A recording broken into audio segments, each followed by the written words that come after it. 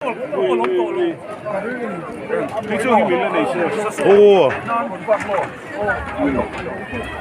có cái nút thế, anh lim anh liền, ngay à, sáng thì là sông thì là phong Krismas, rồi hay gần tầm cốc mấy là độ bé dẻo nhỉ. Dengan patu hotel dia. Oh, esok tak sama ni kalau mau.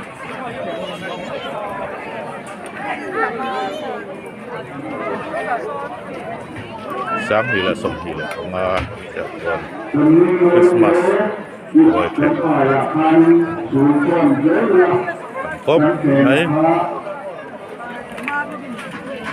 Hãy subscribe cho kênh Ghiền Mì Gõ để không bỏ lỡ những video hấp dẫn.